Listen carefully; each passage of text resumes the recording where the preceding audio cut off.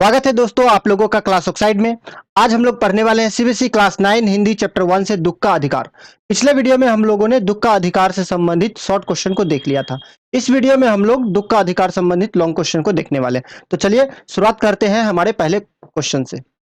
हमारा पहला क्वेश्चन है, बाजार के लोग खरबूजे बेचने वाली स्त्री के बारे में क्या कह रहे थे? अपने शब्दों में लिखिए।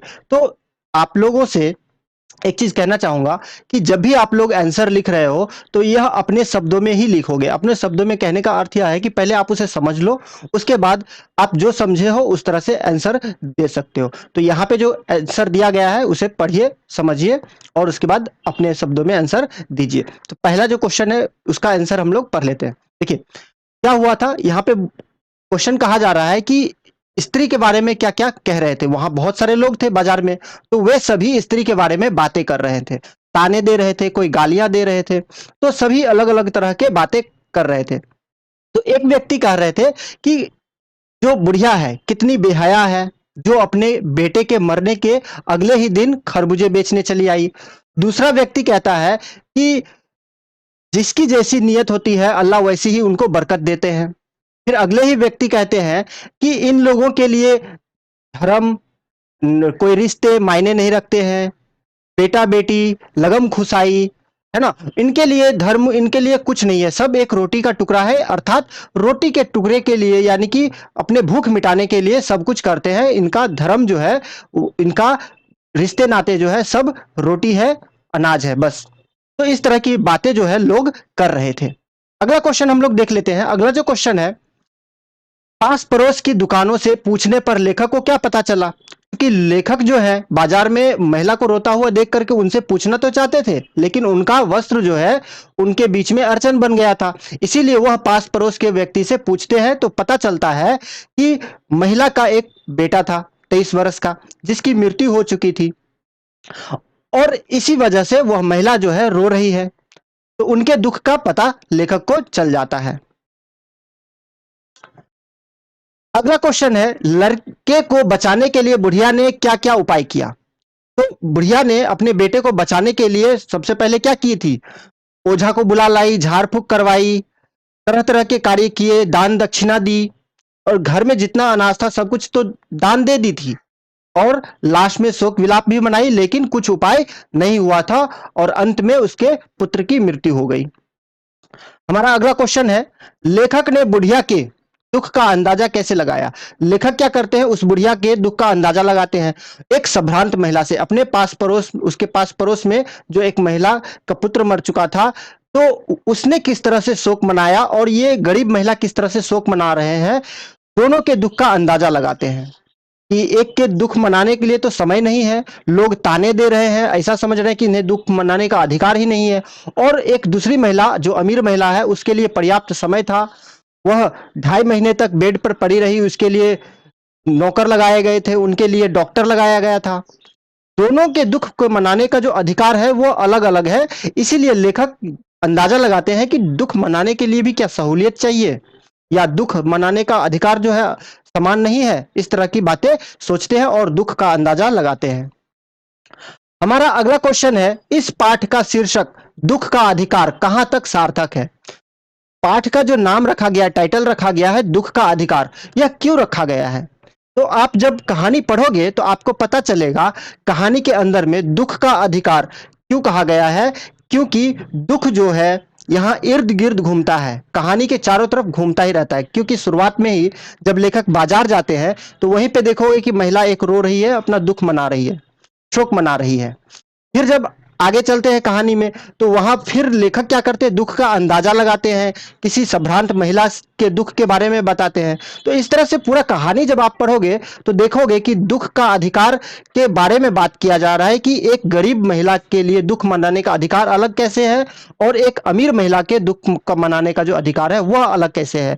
तो इस तरह से कहानी में दुख का अधिकार ही इर्द गिर्द घूमता है। इस वजह से इस चैप्टर का जो नाम रखा गया, टाइटल जो रखा गया है, वह दुख का अधिकार रखा गया है। और इसमें लेखक जो है पूर्णतः सफल भी हुए हैं। तो चलिए अगला क्वेश्चन हम लोग पढ़ते हैं।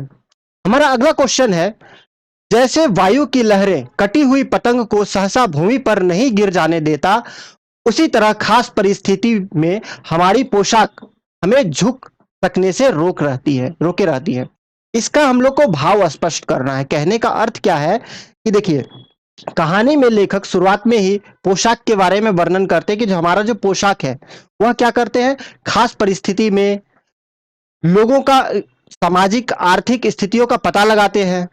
और कभी कोई ऐसा मौका आ जाए कि हमें किसी का झुक करके सामने से आ करके उसका मदद भी करना हो, तो यह पोशाक जो है अड़चन बन जाती है। अड़चन बन जाती है ठीक उसी तरह से जैसे कि एक पतंग अगर कट गई हो तो उसे नीचे सहसा आने में टाइम लगता है, कुछ वक्त लग जाता है। वो अचानक से नीचे नहीं आ जाती है, हवा में तैरते हुए आती है।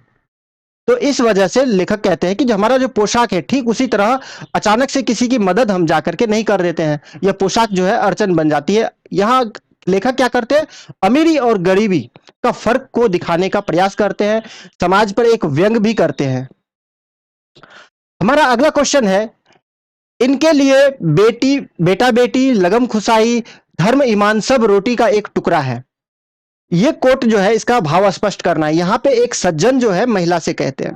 कहने का अर्थ यह है कि इस पंक्ति के माध्यम से लेखक सामाजिक सोच पर, समाज के लोगों पर कटाक्ष करते हैं कि जिस तरह से कहते हैं कि मनुष्य भी किसी के दुख का जो अंदाजा है वह उन्हें देख करके लगाते हैं, या उनके कपड़ों से उसके स्थिति का पता लगाते हैं। यह कैसे होगा, ठीक उसी तरह से जैसे उस महिला के दुख को देख करके लोग सोच रहे थे कि इनके लिए तो धर्म कुछ भी नहीं है, यह लोगों के धर्म को नहीं मानते हैं और ना ही यह रिश्ते नाते को मानते हैं, दूसरों का धर्म भ्रष्ट हो जाएगा, इससे कोई मतलब नहीं है, यह सोचते हैं।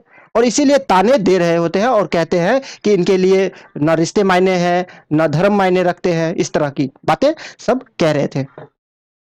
हमारा जो अगला कोट है वह है, शोक करने गम मनाने के लिए भी सहूलियत चाहिए और दुख होने का भी एक अधिकार है।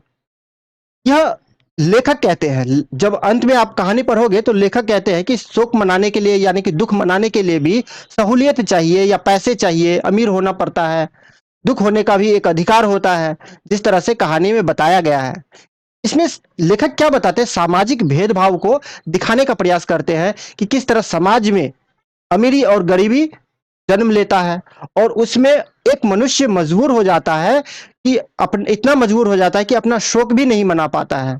और वही दूसरी तरफ अगर हम लोग देखते हैं तो एक अमीर संभ्रांत महिला जो जिसको दुख मनाने का जो समय है वह पर्याप्त है, उसके पास 2.5 महीने तक बेड पे पड़ी है, उसके लिए नौकर लगे हुए हैं, उनके लिए डॉक्टर है पास में, और लोग जो है उसका दुख देख करके और द्रवित हो जा रहे हैं और दुखी हो रहे हैं, जबकि गरीब महिला के दुख को देख करके लोग ताने दे रहे हैं, गालियां दे रहे हैं। इस तरह से हम देखते हैं कि लेखक जो कोट करते हैं कि शोक करने के लिए भी सहूलियत चाहिए और दुख मनाने का भी अपना अधिकार होता है, अपना अपना अधिकार होता है। तो दुख मनाने का तो सभी के पास अधिकार होता है, लेकिन क्या वह मना पाते हैं? नहीं। तो आई होप आप लोगों को समझ में आया होगा। तो यह दुख के अधिकार संबंधित जो भी क्वेश्चन आंसर था समझ में आया होगा, तो लाइक सब्सक्राइब कीजिए और मिलते हैं अगले वीडियो में। तब तक के लिए धन्यवाद।